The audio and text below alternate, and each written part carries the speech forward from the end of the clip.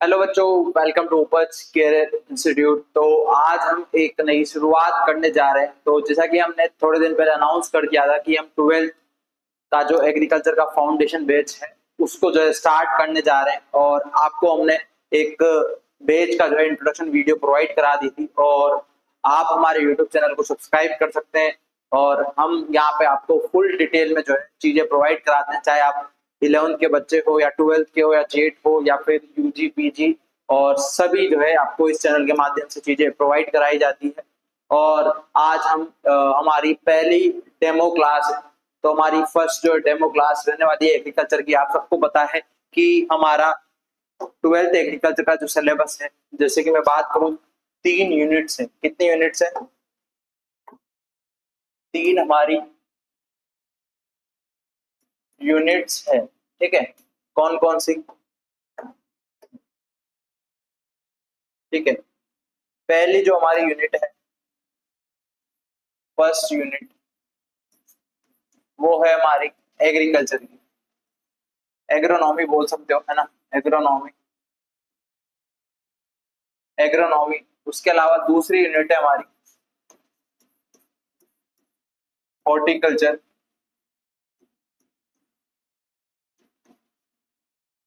ठीक, उसके अलावा थर्ड यूनिट है हमारी एनसीईआरटी सिलेबस की मैं बात कर रहा हूँ, है ना, एनिमल।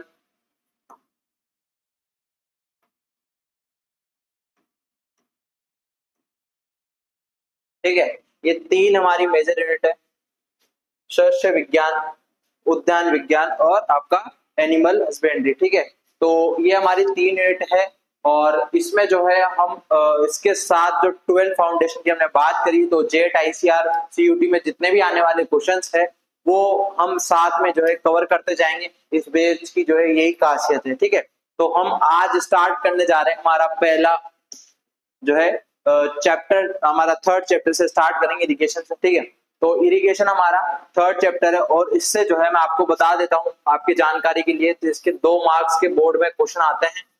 और आपके जो जेट आईसीआर सीयूटी है उसमें भी लगभग 4 से 5 नंबर के इसमें जो है 4 से 5 क्वेश्चन जो है आते हैं। तो उसके हिसाब से भी ये काफी ज्यादा इंपॉर्टेंट हो जाता है। ठीक, तो हम बात करते हैं हमारी पहली,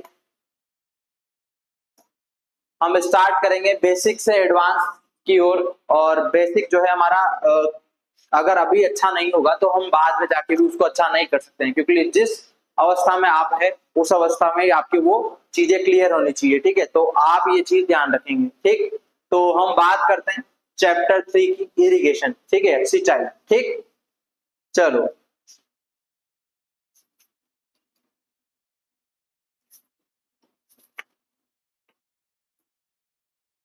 ठीक है, तो सिंचाई की हम बात करेंगे। तो सिंचाई होती क्या है, ठीक है, या इरिगेशन होती क्या है, हिंदी मीडियम और इंग्लिश मीडियम हम साथ लेके चलेंगे।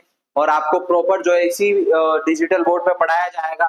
अगर आप ऑफलाइन भी आते हैं, ऑनलाइन ऑफलाइन दोनों बैच ही। ठीक है, अगर आप ऑफलाइन आना चाहते हैं तो आपको आना होगा महावीर नगर विस्तार योजना, और या फिर केशवपुरा सेक्टर 7, है ना। तो आपको यहाँ पे उपज केयर इंस्टीट्यूट की बिल्डिंग नजर आएगी, तो वहां पे आप ऑफलाइन बैच जो है ज्वाइन कर सकते हो। और उसके अलावा हम बात करते हैं हमारे चैप्टर की। तो इरिगेशन चैप्टर स्टार्ट करेंगे।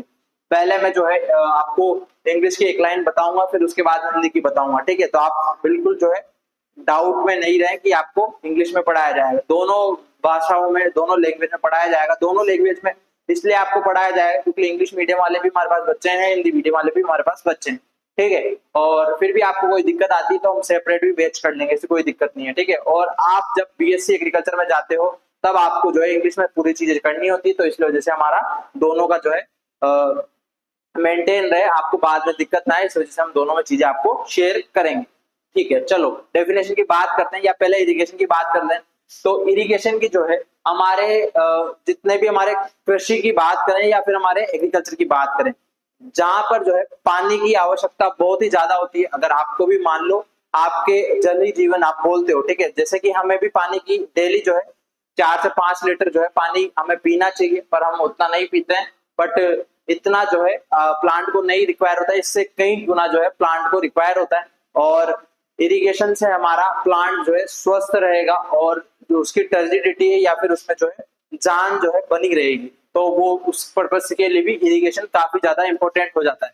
ठीक है, तो हम बात करते हैं for agriculture production proper irrigation facility is very important. At present in the irrigation input agriculture is most important. We all the acquainted with the reduction of water in the sources of around the world and the efforts being made to the obtain maximum production for every available drop of water. आप सबको बताए कि हमारे government of India ने पर drop more crop जो है एक आपको अभियान चला रखा है या एक स्कीम चला रखी है। ठीक है, प्रधानमंत्री कृषि सिंचाई योजना, उसका जो टैगलाइन है पर ड्रॉप मोर क्रॉप, तो वो वही कहती है कि हमारे हर एक बूंद जो है वेस्ट नहीं जानी चाहिए, उससे हम जो है हमारा प्रोडक्शन इंक्रीज कैसे हो, तो उसकी हम बात करते हैं। मतलब टोटल जो है जो आपका जल धारण दक्षता की आप बात करते हो, वाटर होल्डिंग कैपेसिटी की, तो वो आपकी अच्छी होनी चाहिए, क्योंकि हमारे पास लिमिटेड वाटर है, उसमें जो है हमें ज्यादा प्रोडक्शन लेना है, ये हमारा मुहिम है। ठीक, तो अगर हम बात करें कृषि उत्पादन की दृष्टि से समुचित सिंचाई व्यवस्था अत्यंत महत्वपूर्ण है। वर्तमान में कृषि आदानों या इनपुट में सिंचाई सर्वाधिक महत्वपूर्ण है। जल स्रोतों की कमी को देखते हुए प्रत्येक बूंद का अत्यधिक उपयोग कर उत्पादन बढ़ाने का प्रयास हो रहा है। ठीक है, चलो, तो आपको हो रहे हैं, तो आपको सीधी सी भाषा में पर ड्रॉप मोर क्रॉप जो है आपको लेना है। और इसमें अगर हम बात करें इसकी डेफिनेशन की बात करते हैं या इसकी परिभाषा, irrigation is a process of giving water artificially to give to the soil for the necessary of moisture maintenance required for the development of the water. यह सिंचाई एक प्रक्रिया है जिसके द्वारा पौधे की वृद्धि हेतु आवश्यक नमी मिट्टी में कृत्रिम रूप से पहुंचाई जाती है। मतलब आपका मान लो ये प्लांट है, आपका ये प्लांट की रूट होगी और आपका ये प्लांट है। ठीक है, तो इसमें इसकी ये सोइल है, हमारी क्या है ये सोइल। ठीक है, तो इसकी जड़ों तक जो है पूर्णतः पूरी नमी जानी चाहिए ताकि हमारा प्लांट ले सके। आप सबको पता है कि हमारा प्लांट या हमारा पौधा जो है पानी को कहां से सोचता है या पानी को कहां से एब्जॉर्ब करता है, आपका रूट से। ठीक है, कहां से करता है, जड़ों से। तो आपको जो है जड़ों तक अच्छी नमी की मात्रा पहुंचानी होगी, तब जाके हमारा प्लांट जो है अच्छे से जो है मेंटेनेंस होगा, उसका मॉइस्चर अच्छे से मेंटेनेंस होगा। और अदर जो प्रैक्टिसेस है, जैसे कि हम फिजियोलॉजिकल प्रोसेस की बात करें, फोटोसिंथेसिस, ठीक है, और उसके अलावा रेस्पिरेशन, ये सारी चीजें वहां पे आपको जब भी जो है वो सही हो पाएगी। ठीक है, चलो आगे बात करते हैं। आपको दोनों में हमने दे रखा है, तो नोट्स आप यहां से ले सकते हो, है ना। और उसके अलावा सिंचाई के उद्देश्य, नेक्स्ट टॉपिक की बात करते हैं, ऑब्जेक्टिव ऑफ इरिगेशन। तो अब उद्देश्य क्या होंगे, किसी भी चीज को जो है जानने से पहले उसका उद्देश्य जानना चाहिए। तो फर्स्ट हम बात करते हैं, फर्स्ट उद्देश्य इसका पौधे की वृद्धि हेतु आवश्यक नमी मिट्टी में पहुंचाना। मतलब प्रॉपर जो है सोइल में मॉइस्चर पहुंचाना एक इरिगेशन का जो है उद्देश्य होता है। इरिगेशन का क्या महत्व होगा, अगर हमारा प्लांट जो है प्रॉपर तरीके से एब्जॉर्ब नहीं कर पा रहा है क्योंकि हमारे सोइल में ही वाटर नहीं है, तो उस तक जो है वाटर पहुंचाना हमारा एक मुख्य उद्देश्य है, जो वो हमारा फर्स्ट जो है इरिगेशन का उद्देश्य हो जाता है या ऑब्जेक्टिव हो जाता है। उसके अलावा सेकेंड ऑब्जेक्टिव की बात करें, to save the crop from the short time drought ensure the optimum production. मतलब हमारा जब प्लांट कुछ समय के लिए सूखा पड़ जाएगा, तो उस टाइम पे जो है अगर हमने इरिगेशन नहीं दिया तो क्रॉप का जो प्रोडक्शन है वो सडनली डिक्रीज हो जाएगा। ठीक है, अगर मान लो आपने क्रॉप सोइंग किया, ये आपका ग्राफ है ना, तो मान लो आपने फर्स्ट यहाँ पे सीड लगाया, तो आपने मॉइस्चर अच्छे से प्रोवाइड किया। एक क्रिटिकल कंडीशन आती है, अगर आप इस पे जो है मॉइस्चर प्रोवाइड नहीं करोगे तो इसका जो है प्रोडक्शन या फिर इसमें जो है मॉइस्चर लेवल जो है गिरता जाता है और प्रोडक्शन गिरता जाता है। ठीक है, प्रोडक्शन या जो आपका उत्पाद है वो आपका गिरता जाएगा। ठीक, नेक्स्ट हम ऑब्जेक्टिव की बात करते हैं, पौधे की वृद्धि हेतु उपयुक्त वातावरण बनाए रखने हेतु फसल क्षेत्र के ऊपर शीत सूक्ष्म वातावरण का निर्माण करना। मतलब अगर आपका जो प्लांट की कैनोपी है, जो आपका जैसे मान लो ये क्रॉप है आपकी, ये क्रॉप है, ये रूट होगी इसकी, ये रूट होगी, ये आपका स्टेम हो गया, तना हो गया, ठीक है, और आपके ये, ठीक है। तो आप जो है इसके आसपास जो है अगर नमी की मात्रा प्रॉपर जो है पहुंचाओगे नहीं, या फिर जो है मॉइस्चर आप पहुंचाओगे नहीं, तो आपका प्लांट जो है सूख जाएगा और ये मर जाएगा, ठीक है। तो आपका जो है इसका जो माइक्रो क्लाइमेट इसे बोलते हैं, इसके आसपास की कैनोपी का जो क्लाइमेट, तो माइक्रो एटमोस्फियर बोला इन्होंने, तो माइक्रो एटमोस्फियर इसके प्लांट के जितनी इसकी जो है जैसे शाखाएं जाती है जहां तक, तो उस एरिया को जो है हम मान लेते हैं कि ये क्रॉप की कैनोपी है, या फिर हिंदी में बात करें फसल छत्र, ठीक। चलो नेक्स्ट हम बात करते हैं फोर्थ। फोर्थ है हमारा ऑब्जेक्टिव, हल चलाने योग्य परत, जो हमारी फ्लो ले रहे जिसमें हम जो है हमारा फ्लो चलाते हैं या फिर हल चलाते हैं, ठीक है। तो आपका उसमें जो है नमी बनाए रखना बहुत ही आवश्यक है, क्योंकि अगर आप जो है उस पर्टिकुलर जो है फील्ड को या पर्टिकुलर आपके लैंड को, ठीक है, आपकी भूमि को, अगर आप उसमें जो है मॉइस्चर प्रोवाइड नहीं करोगे, आपको नमी प्रोवाइड नहीं करोगे, तो उसमें आप जब ट्रैक्टर चलाओगे या आपका हल चलाओगे, तो उस टाइम पे वो जो आपका जो कल्टीवेटर है ना, जिससे आप जुताई कर रहे हो, तो वो अच्छे से नहीं चलेगा और आपकी सोइल में फिर जो है ढेले बनना, जो मोटे मोटे ढेले बन जाते हैं वो बनना स्टार्ट हो जाएंगे, ठीक है। तो उसके लिए आपको प्रॉपर मॉइस्चर चाहिए होती है, ठीक है। चलो उसके बाद नेक्स्ट हम बात करते हैं फिफ्थ, मिट्टी में उपस्थित लवण का गुलाई या लीचिंग करना एवं लवण का प्रभाव करना, ठीक है। इसका सिंपल सा ये मतलब है, हमारे जो मिट्टी है उसमें बहुत सारे ऐसे लवण होते हैं जो हमारी क्रॉप को जो है डैमेज करते हैं और उसको सीड को जो है जर्मिनेट नहीं कर पाते। तो सीड को जर्मिनेट अच्छे से हो, उसका जर्मिनेशन अच्छा हो, तो उसके लिए हम जितने भी हमारे सोल्ट है उनको पानी के थ्रू जो है नीचे स्तर पर जो है हम पहुंचा देते हैं जमीन के, समझने की कोशिश करना, ठीक। आपका जैसे मान लो ये हम एक जो है भाग हमने काट दिया हमारी भूमि का, ठीक है। तो आपका मान लो यहाँ पे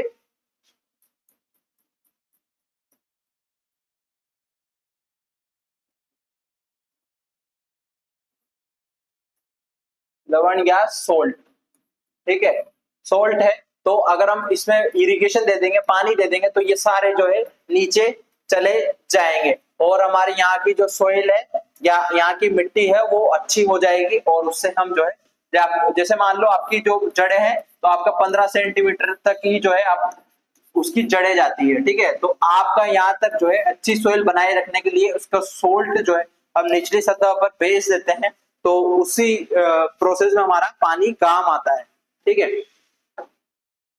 तो ये आपका बात होगी फिफ्थ ऑब्जेक्टिव की या फिफ्थ जो है उद्देश्य की, ठीक है।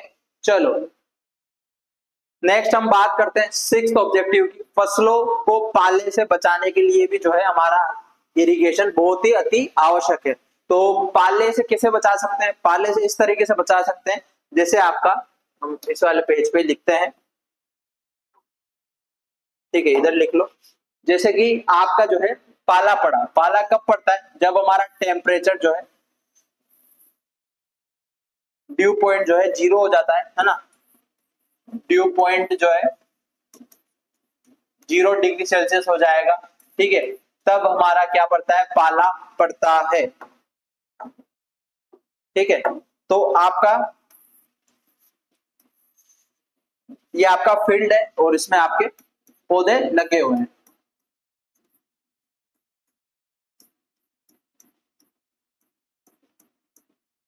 ठीक है, ये आपके पौधे लगे हुए हैं। तो मान लो जैसे ही टेम्परेचर रात में डाउन हुआ है ना, डाउन हुआ, तो आपका डाउन होते ही आपके जो उत्तक है प्लांट के या पौधे के, वो आपके बहुत ही ज्यादा जो है उसमें प्रेशर बढ़ेगा, और वो आपके उसमें जो है पानी होता है आपके उत्तक में, जो आपका सेल होता है कोशिका, उसके अंदर पानी भरा रहता है, तो वो द्रव है वो जम जाएगा। उससे क्या होगा, हमारी जो टिश्यू है या फिर आपका सेल है वो ब्रस्ट हो जाएगा, मतलब फट जाएगा, उसमें उसका जो है डायमीटर बढ़ते हैं, है ना। तो उससे बचने के लिए हम थोड़ी थोड़ी लाइट इरिगेशन जो है, हल्की जो है नमी उसमें हमारे फील्ड को दे देंगे,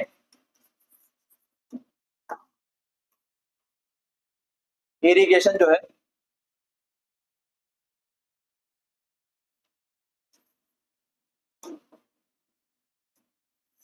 इरिगेशन जो है हम दे देंगे हमारी इस मिट्टी को या हमारी भूमि को या हमारी क्रॉप को, ठीक है।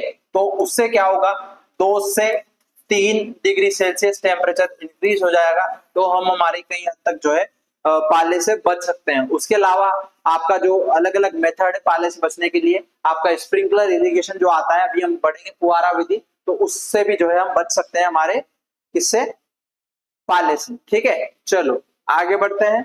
तो हमारे ये जो है छह ये हमारे 6 उद्देश्य हो गए या 6 ऑब्जेक्टिव हो गए सिंचाई के। आपके एग्जाम में डायरेक्ट क्वेश्चन आता है कि सिंचाई के उद्देश्य लिखो या फिर ऑब्जेक्टिव ऑफ इरिगेशन, तो आपको ये 6 जो है डिक्टो छाप के आने हैं, ठीक है। चलो आगे बढ़े।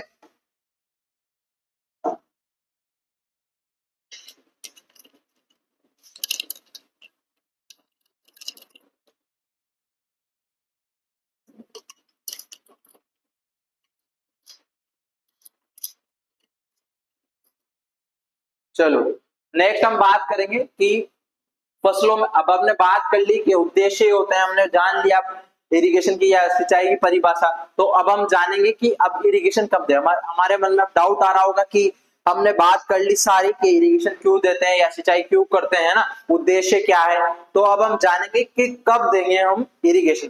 क्या पौधे की जो है बाहरी अवस्था देखकर जो है हम पानी देंगे, या फिर उसमें कोई इंस्ट्रूमेंट को यूज करके या कोई भी जो है यंत्र को यूज करके पता लगाएंगे कि इसमें पानी की कमी है, तो वो हम जानते हैं कैसे करेंगे। बस एक सेकंड रुकना।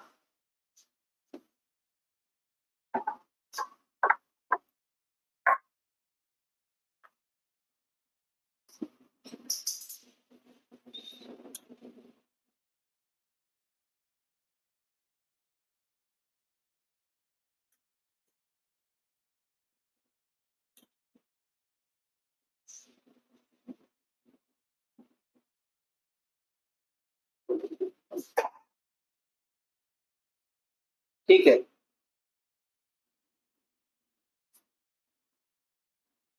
चलो अब हम बात करते हैं शेड्यूलिंग ऑफ इरिगेशन या फिर फसलों में सिंचाई कब करें। तो हम बात करते हैं कि प्रॉपर टाइम पे हम इरिगेशन प्रोवाइड करेंगे या प्रॉपर टाइम पे सिंचाई प्रोवाइड करेंगे हमारे पर्टिकुलर फसल को, तो तभी हमारा जो है प्रोडक्शन हम लेना चाहते हैं, जो हमारा जो उत्पाद है वो लेना चाहते हैं, तो वो हमारा तभी आएगा। तो फर्स्ट जो आपका मेथड या फर्स्ट जो है आपका आता है पौधे के आधार पर, on the basis of plant. Plant की जो है हम उसको प्रॉपर तरीके से जो है पहले निरीक्षण करेंगे या फिर उसमें सिम्टम या फिर उसके लक्षण देखेंगे, तभी जो है हम उसमें पानी देंगे। तो ये आपका जो है जैसे यहाँ पे लिखा हुआ है, पौधे की अवस्था, पौधे की अवस्था एवं जल की कमी के लक्षणों का अवलोकन कर सिंचाई की जाती है। मतलब पहले उसका लक्षण देखेंगे, सिम्टम देखेंगे कि उसमें पानी की कमी है या नहीं है, उसके हिसाब से हम जो है proper critical stages of the plant, मतलब उसकी जो फिक्स जो कृत्रिम अवस्थाएं होती है उसमें जो है इरिगेशन प्रोवाइड करेंगे। तो इसके जो है बाहरी सिम्टम देख के जो है हम हमारा इरिगेशन प्रोवाइड करते हैं। जैसे मान लो पौधा मुरझाया हुआ है ना, या फिर आपका मुरझाने वाला जो है आज में बात करेंगे। पहले जो है आपका बाहरी, जैसे मान लो आप फील्ड में गए तो आपको लग रहा है कि हमारा कहीं ना कहीं सोइल को देख लिया या फिर प्लांट को देख लिया है ना, उसके बेस पे हम जो है इरिगेशन प्रोवाइड करते हैं, ठीक। उसके अंदर आता है, अब हमने प्लांट को देखकर उसके फर्स्ट आएगा, जैसे कि हम उसका पौधे का आसपास का जो एरिया है या फिर पौधे का जो बाहरी स्थिति है उसको देख करके हम पौधे को या हमारी क्रॉप को जो सिंचाई, उसकी सिंचाई करेंगे, है ना। चलो तो आपका जो है प्रातः एवं साय काल को पौधे का निरीक्षण करना चाहिए। मतलब आप जब फील्ड में जाओगे तो सुबह और शाम को आपको फील्ड में जाकर देखना है कि आपका पौधा मुरझाया हुआ है या नहीं। अगर आपका जो है दिन में या शाम को, पूरे दिन में है ना, 2 से 3 बार जो है आपको आपका प्लांट डेली मुरझाया हुआ लगता है, तो आप उसमें जो है इरिगेशन देना अति आवश्यक है, ठीक है।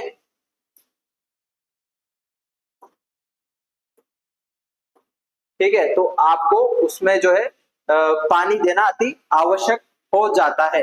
दूसरी बात करते हैं इसके अंदर पत्तियों में जल मात्रा या जल विभव लीफ वाटर पोटेंशियल मापना, मतलब उसका जो लीफ वाटर पोटेंशियल है वो माप कर जो है आप उसके बेस पे इरिगेशन प्रोवाइड कर सकते हो। तो आपका यहाँ पे लिखा हुआ है irrigation is done by the measuring the correct quantity of water in the leaves और present water potential and by the measuring inflation of the leaf in the plant. Theoretically this is most suitable method.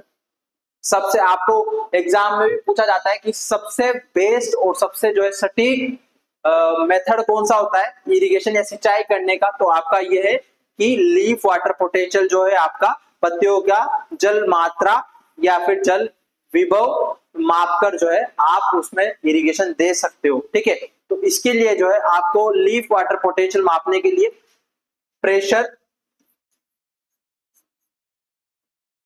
Pressure chamber एक instrument आता है, आप net पर डालोगे है ना, net पर डालोगे तो आपको शो हो जाएगा है ना, प्रेशर चेंबर मेथड। ठीक है, चलो तो आपका ये हो गया second method on the basis of plant में। दूसरी हम बात करते हैं थर्ड, पत्तियों का तापमान मापकर।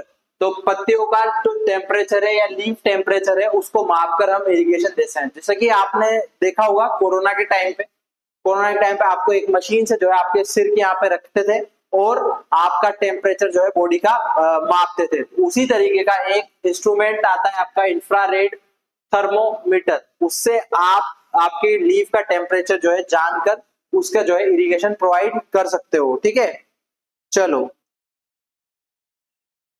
नेक्स्ट हम बात करते हैं प्रमुख अवस्था के आधार पर, मतलब उसकी क्रिटिकल स्टेज है कृत्रिम अवस्थाएं, उसको देख करके हम हमारे पौधे को सिंचाई प्रोवाइड करा सकते हैं, सिंचाई दे सकते हैं, है ना। तो आपको पानी दे दिया आपने, किसके बेस पे, क्रिटिकल स्टेज। अब क्रिटिकल स्टेज आपको याद होने चाहिए, एग्जाम में क्रिटिकल स्टेज से रिलेटेड क्वेश्चन आता है ना। तो आपको मैं टेबल के फॉर्म में समझाता हूँ। ठीक है, तो आपका जो है क्रिटिकल स्टेज जैसे हिंदी में भी दे रखी है ना, ऐसी कोई टेंशन नहीं है, ये हिंदी में दे रखी है। ठीक है, और इंग्लिश में हम थोड़ा सा देख लेते हैं पहले। जो कृत्रिम अवस्था है, जो वीट की अगर हम बात करें, हमारे जो है गेहूं की बात करते हैं, तो गेहूं में जो है कृत्रिम अवस्थाएं कौन कौन सी होती है जिसमें हमें पानी देना अति आवश्यक होता है। ठीक है, इसमें भी अलग अलग है कि आपका मान लो एक आपके पास जो है सिंचाई अवेलेबल है, तो कौन सी अवस्था पे आप दोगे। तो अगर आपके पास एक सिंचाई अवेलेबल है या आपको एक पानी का ही आपके पास पैसे है, तो आप किस पे दोगे। अगर आपके पास वन इरिगेशन तो एक सिंचाई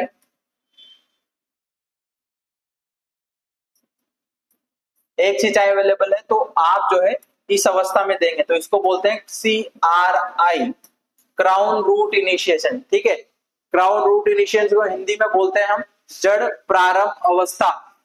जब जो है जड़ जो है बनना या आना जो है स्टार्ट होती है, उस स्टेज पे हमारा क्राउन जो रूट इनिशिएशन है उस पे जो है इरिगेशन देना अति आवश्यक हो जाता है। उसके बाद लेट टिलरिंग हो गया, लेट ज्वाइंटिंग हो गया, अर्ली इमरजेंस हो गया, मिल्किंग स्टेज हो गया और डो स्टेज हो गया। इस अवस्था पे हमारा पौधा जो है पूरी तरीके से पक जाता है ना, हार्डनेस आ जाती है। उसके बाद बारले में बात करते हैं, तो 30 डेज आफ्टर सोइंग, 30 दिन के उपरांत जो है हम इरिगेशन प्रोवाइड करते हैं। वही आपका CRI के टाइम, CRI स्टेज कब आती है, 20 से 25 दिन बाद, डे आफ्टर सोइंग। DAS का मतलब क्या होता है, DAS का मतलब होता है डे आफ्टर सोइंग। मैं लिख देता हूं, आपको कंफ्यूजन होगा।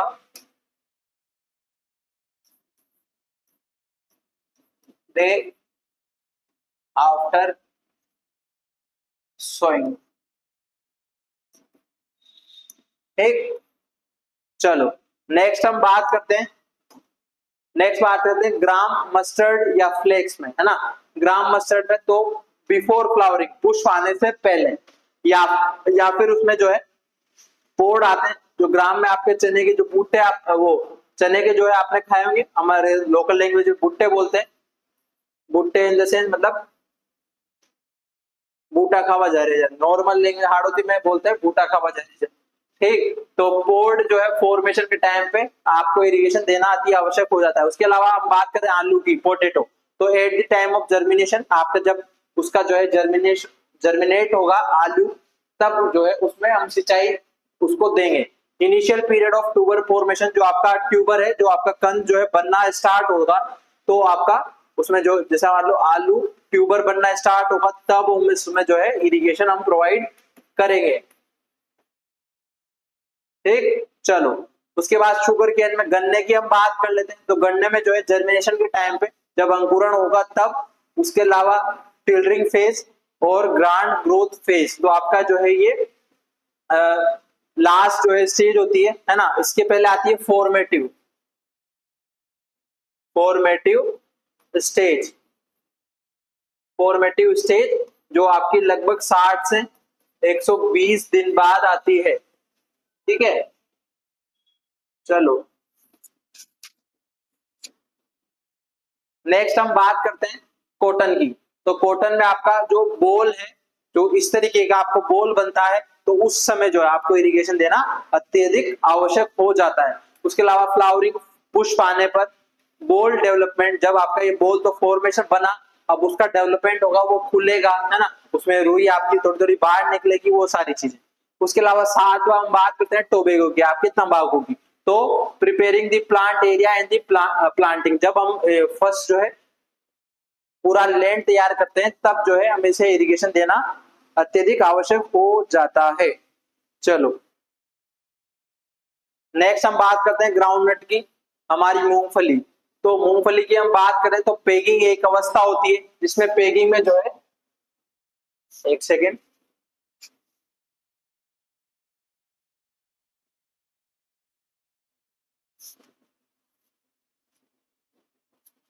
ठीक है।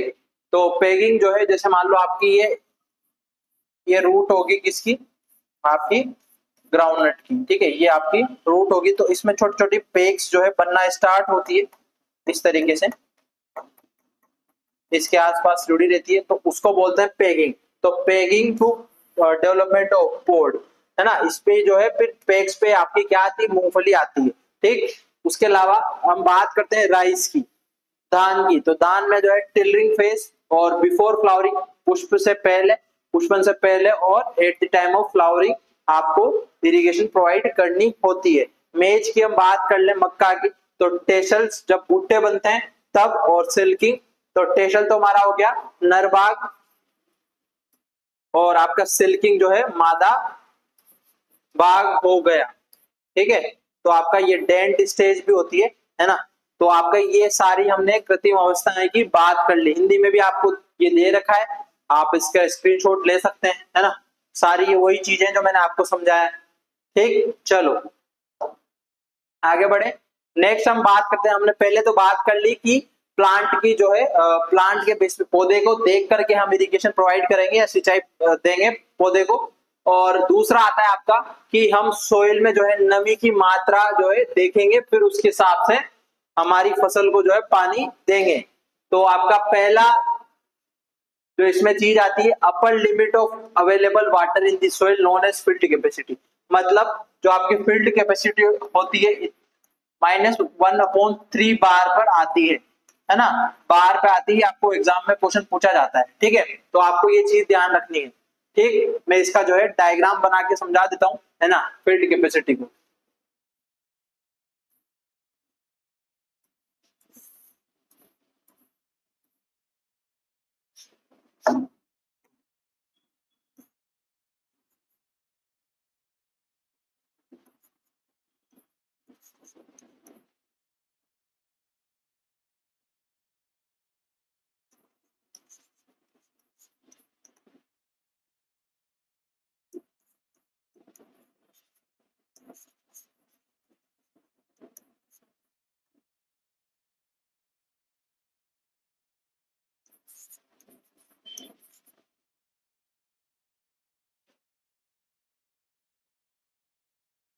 ठीक है,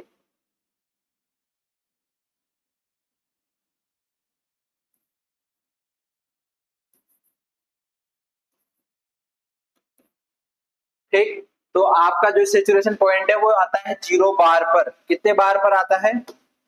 0 बार पर। बार क्या होती है? आपका जो प्रेशर होता है उसकी यूनिट होती है ना, 0 बार। उसके अलावा हम बात कर लें फील्ड कैपेसिटी की, तो आपका अगर पॉइंट में बात करें 0.033 बार पर जो है आपका फील्ड कैपेसिटी आती है।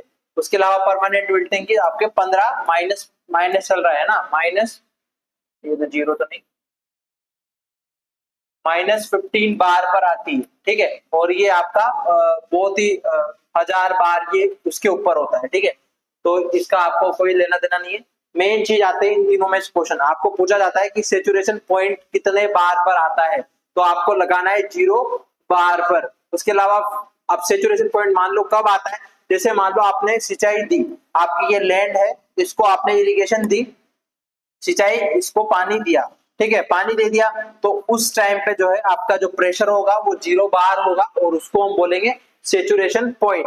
उसके 2 से 3 दिन बाद सिंचाई के 30 डे ऑफ इरिगेशन, 2 से 3 दिन बाद जो कंडीशन आएगी उसको बोलते हैं हम फील्ड कैपेसिटी। इसमें जो है पानी बिल्कुल जो है इधर मूवमेंट नहीं करता है ना, एक जगह रहता है हमारे कंप्लीटली जो है जो हमारे माइक्रो और माइक्रो जो है रंध्र अवकाश होते हैं हमारे किसमें, सोइल में, मिट्टी में, तो वो आपके कंप्लीटली जो है स्टेबल होते हैं, है ना। तो आपका उस टाइम पे आती है 0.33 बार पर फील्ड कैपेसिटी। उसके अलावा जैसे जैसे पानी की कमी होती जाएगी तो इधर की ओर हम बढ़ते जाएंगे और परमानेंट विल्टिंग पॉइंट जो है आपका -15 बार पर आती है, ठीक है। उसके बाद अल्टीमेट विल्टिंग पॉइंट जो है आपका 30 बार पर आती है, इस तरीके से आपको 60 बार पर, ठीक है। तो इसको आपको ध्यान रखना है, ठीक है। ये आपका फील्ड कैपेसिटी की हमने बात कर ली, ठीक है। वापस आ जाते हैं हमारे टॉपिक पर। तो ये आपकी क्या होगी, अपर लिमिट ऑफ अवेलेबल वाटर। सबसे ज्यादा जो है पानी इसी अवस्था पर जो है प्लांट ले पाता है, हमारा जो प्लांट है इसी अवस्था पर इसी बार पर ले पाता है, तो अपर लिमिट होगी ये, अपर लिमिट होगी हमारी वाटर की, इरिगेशन की, ठीक है। चलो, और लोअर लिमिट आपकी होगी परमानेंट विल्टिंग पॉइंट, PWP, ठीक है। यहां पे मैं हाईलाइट कर देता हूं,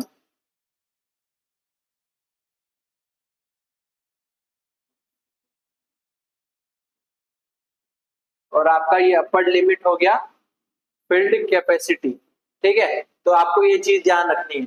quantities of soil water present in between the two layers of available of the for plant is known as available water. मतलब इन दोनों के बीच में जो हमने बात करी फील्ड कैपेसिटी की और परमानेंट वेल्टिंग पॉइंट की, इन दोनों के बीच में जो है पानी रहेगा, वही प्लांट को अवेलेबल हो पाता है, इसलिए हम उसको क्या बोल देते हैं, अवेलेबल वाटर, ठीक। आ गया समझ में? चलो, तो यहाँ पे हिंदी में लिखा हुआ है मृदा की उपलब्ध जल की ऊपरी सीमा को क्षेत्रीय जल धारण क्षमता कहा जाता है और निचली क्षमता को हम बोलते हैं स्थायी मुरझाने बिंदु, है ना। ये हिंदी में ज्यादा ही जो है कॉम्प्लिकेटेड करता है, सबसे सिंपल जो लैंग्वेज है वो आपकी है इंग्लिश, है ना। सॉरी। उसके बाद इन दोनों के बीच में जल मात्रा की उपलब्धता अवेलेबल वाटर कहलाती है। वाष्पीकरण व पौधों की जल अवस्था से मृदा में जल की मात्रा धीरे धीरे घटती है तथा जब अस्थायी मुरझाने की अवस्था आती है जो पौधों की वृद्धि पे विपरीत प्रभाव डालती है। मतलब अगर आपका जैसे जैसे पानी का जो है मॉइस्चर की कमी होती जाएगी वैसे वैसे आपका पौधा जो है मुरझाना स्टार्ट कर देगा, है ना। तो आपका ये चीज हो जाती है। उसके अलावा हम बात करते हैं नेक्स्ट, अब हाउ मच आपने बात कर ली कि सोइल में जो है नमी की मात्रा ज्ञात करके हम क्या करते हैं, इरिगेशन देते हैं, ठीक। तो अब हम कितनी अमाउंट में, हाउ मच इरिगेट, मतलब हम कितने अमाउंट में उसको पानी देंगे उसकी हम चर्चा करेंगे, ठीक है। तो कितने अमाउंट में दोगे, तो मैंने आपको टेबल बता रखी है, तो आपकी ये टेबल है, तो यहाँ पे आपकी प्रोब दे रखी है और यहाँ पे आपको वाटर की डिमांड दे रखी है ना। हिंदी में भी होगी, हिंदी में नहीं है, ठीक है। अब इसको हिंदी में क्या लिखना, धान। अब इसको धान लिखो क्या, आप सबको पता है गेहूं, ठीक है। तो इसको क्या लिखना है ये आप सबको पता है। तो धान में जो है वाटर रिक्वायरमेंट होती है आपकी 900 से 2500, ठीक है। और आपको पूछा जाए कि पर डे रिक्वायरमेंट सबसे ज्यादा कौन सी क्रॉप की होती है, तो वाटर की डिमांड जो है पर डे सबसे ज्यादा किसकी होती है, तो आपको राइस लगाना है। अगर आपको पूछा जाए कि पूर्णतः या ओवरऑल वाटर डिमांड किसकी ज्यादा होती है, तो आप क्या लगाओगे, शुगर केन 1500 से 2500, ठीक है। उसके अलावा गेहूं की 450 से 650, है ना। आपके एग्जाम में 100% एक ना एक क्वेश्चन आता है। जेड की बात कर लो, आईसीआर की बात कर लो या सीयूटी की बात कर लो, है ना। सीयूटी आईसीआर का एक ही एग्जाम होता है सीयूटी करके, उसमें जो है काउंसलिंग अलग होती है ना। आपको सब कुछ गाइड किया जाएगा। आप भले ही कितना भी पढ़ लो, अगर आपको जो है आपका डेस्टिनी पता नहीं है, जैसे मान लो आपने एग्जाम की तैयारी तो कर ली, अब एग्जाम के बारे में ही नहीं पता आपको, जैसे मान लो आप जेड की तैयारी करोगे, उसके साथ सीयूटी की भी सेम तैयारी होती है। तो अगर मान लो आपको सीयूटी के बारे में पता नहीं है, तो आप उसकी तैयारी जो है कैसे कर सकते हो, मुझे बताओ। अगर आपका जो है अल्टीमेटली गोल क्या है, बीएससी एग्रीकल्चर में एडमिशन लेना, तो आपको सीयूटी के बारे में कौन बताएगा, हम बीएचयू से पढ़े हुए हैं तो हम ही बताएंगे। तो आप जो है हम पे फुल जो है भरोसा कर सकते हो, ठीक। चलो, और पोटैटो जो है आलू की बात कर ले तो 500 से 700 जो है इसकी वाटर डिमांड होती है, ठीक है। उसके अलावा हम ग्राउंड नट की बात कर ले तो ग्राउंड नट आपकी मूंगफली की होती है 500 से 700, सेम होती है। जो आपका सेम सेम है उसको एक साथ लिख लेना, है ना। और कॉटन की हम बात कर लें आपकी जो है कपास की, तो 700 से 1300, बहुत बार एग्जाम में क्वेश्चन पूछा गया है। सोयाबीन की बात कर ले 450 से 700। मेज की बात कर ले तो आपका 500 से 800 जो है होती है, ठीक है। चलो आगे बढ़ते हैं। नेक्स्ट हम बात करते हैं सिंचाई की विधियां। अब हमने बात कर लिया हाउ मच इरिगेट, मतलब कितना जो है हमें पानी देना चाहिए, तो उसकी बात कर ली। अब हम ये बात करेंगे हाउ टू इरिगेट, मतलब कैसे हम जो है इरिगेशन दें, कौन से जो है विधि हम यूज करें ताकि हमारे कम से कम पानी में, अगर हमारे पास ज्यादा पानी है तब भी क्या करें और कम पानी है तब भी कैसे इरिगेशन दें। चलो ठीक है, बढ़ते हैं आगे। तो फर्स्ट आपका आता है check basin irrigation, check basin पद्धति। अब चेक बेसिन पद्धति, दूसरा आता है आपका बॉर्डर स्ट्रिप इरिगेशन या सीमा पट्टी विधि। उसके अलावा फरो इरिगेशन मेथड, तो आपको इसको जो है हिंदी में बोलते हैं कुंड सिंचाई विधि, है ना। फरो विधि, कुंड सिंचाई विधि, ठीक है। चलो उसके बाद आती है आपकी सब सरफेस जो है,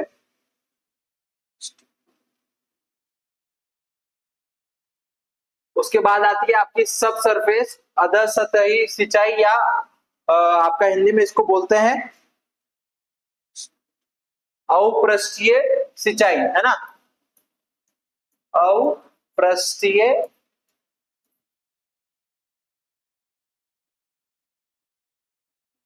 पृष्ठीय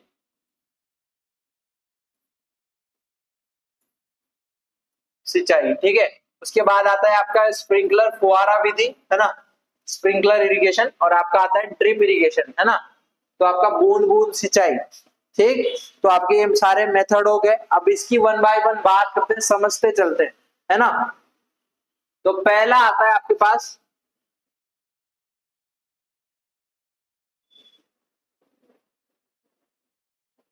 ठीक है, तो पहला आता है आपके पास चेक बेसिन, चेक बेसिन या चौके बार द्रोणी सिंचाई, चौके बार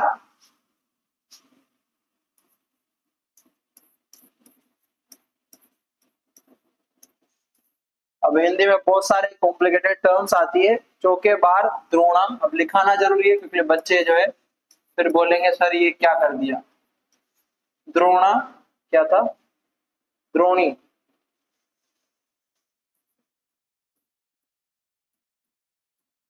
हिंदी में मेरी राइटिंग बिल्कुल अच्छी नहीं है, है ना, समझ लेना। अब चेक बेसिन में क्या होता है, अब हम आपने जो है डायग्राम देख रहे हैं, तो इस तरीके के जो है छोटे छोटे चेक बना देते हैं, है ना। चेक मतलब रुकावट। तो आपके छोटे छोटे, जैसे मान लो ये आपका बंड है, आपकी मेड है ना, ये मेड है, और ये छोटे छोटे हम जो है बेसिन्स बना देंगे, है ना। आपके ये बेसिन्स बना देंगे। तो इस प्रकार की जो है हम सिंचाई को क्या बोलते हैं, चेक बेसिन या फिर चौके बार द्रोणी विधि। ठीक है, तो आपका ये बंड हो गया, है ना। बंड मतलब आपकी जो मेड है वो होगी, और आपके ये छोटे छोटे चौके बना दिए, है ना। चौके बार का मतलब है, मतलब छोटे छोटे चौके बना दिए, है ना, इस तरीके की। तो आप उससे समझ जाना। ठीक, ठीक है। तो ये आपकी क्या होगी, चेक बेसिन या चौके बार विधि। ठीक है, चलो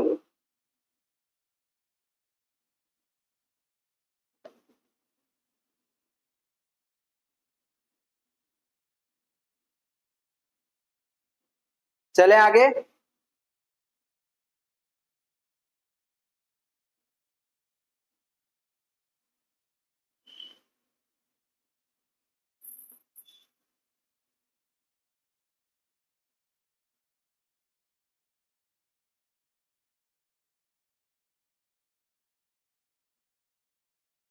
चलो उसके बाद चलते हैं नेक्स्ट। इसकी जो है हम आपको सारी जो है नोट्स दे देंगे, है ना, समझना बहुत जरूरी है। उसके बाद बात करते हैं बॉर्डर स्ट्रिप इरिगेशन, या फिर आपका जो है हिंदी में बोलते हैं बॉर्डर पट्टी सिंचाई। यहाँ पे बॉर्डर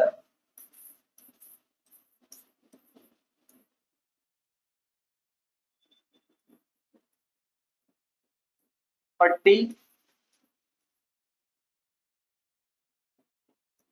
सिंचाई। ठीक, चलो तो ये आपका हो गया बॉर्डर स्ट्रिप मेथड। अब इसमें कुछ ही नहीं है, जैसे मान लो आपका ये पानी आ रहा है यहाँ से, है ना, ये आपकी जैसे लोकल लैंग्वेज में दोहरा बोलते हैं, है ना।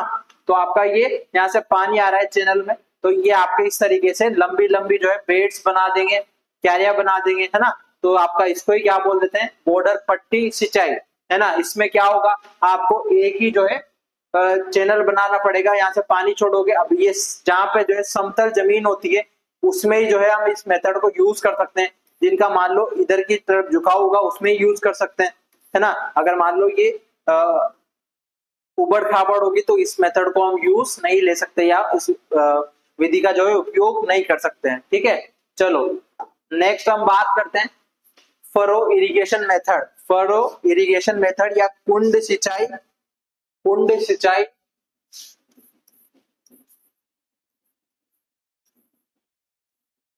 कुंड सिंचाई विधि, है ना, कुंड सिंचाई विधि। अब फरो इरिगेशन से आप नाम से ही पता लग रहा होगा, जैसे हम मोस्टली इसको जो है वेजिटेबल क्रॉप्स में लगा सकते हैं, हमारी जो सब्जी वर्गीय फसलें होती है, जैसे आलू में हो गया, है ना। इस तरीके से हम जो है ज्यादा इसमें यूज लेते हैं। तो इस तरीके का आपको जो है मेड़ बना देंगे, है ना, ये आपको खाली जगह छोड़ देंगे पानी के लिए, है ना। तो इस तरीके से आपका इस विधि को बोलते हैं कुंड सिंचाई विधि। ठीक है, चलो नेक्स्ट हम बात करते हैं अल्प पृष्ठीय सिंचाई विधि। अल्प वृष्टीय क्या था, औ औ सॉरी अल्प नहीं, औ पृष्ठीय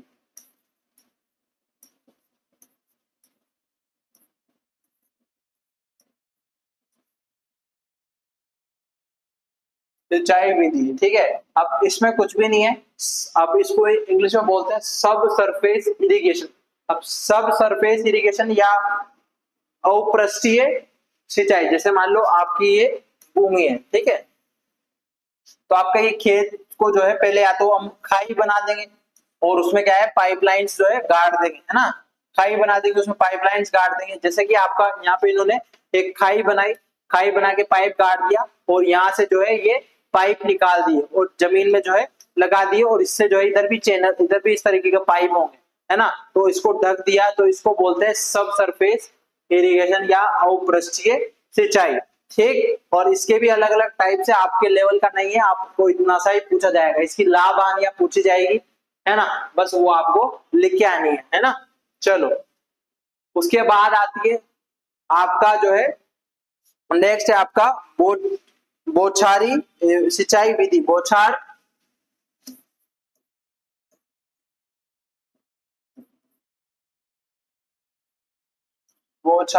विधि।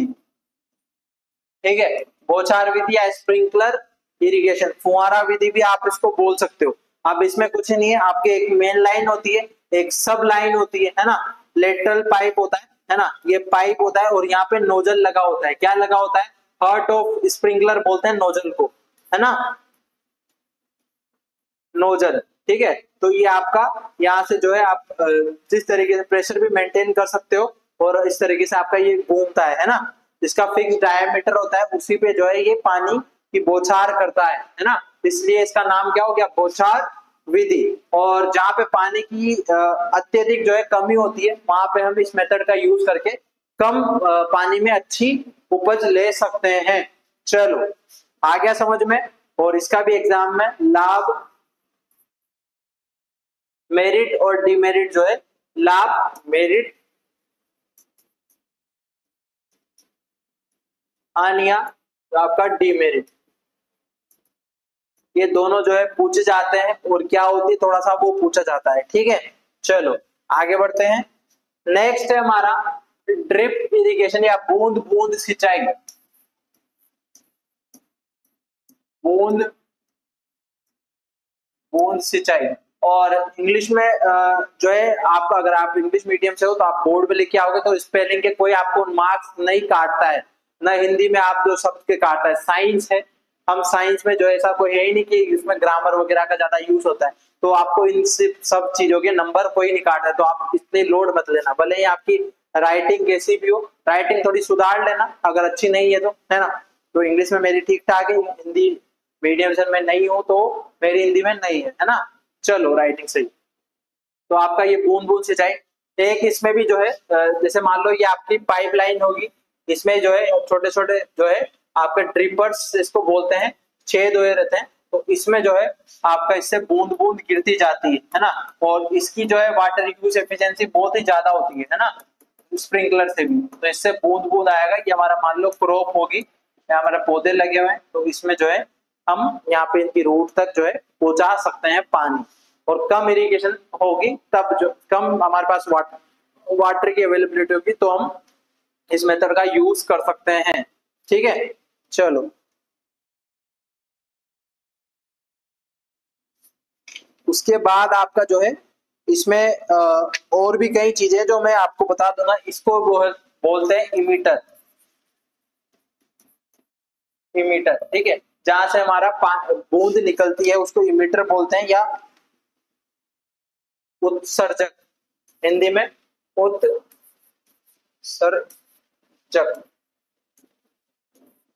आपको ये चीज ध्यान रखनी है ना। चलो,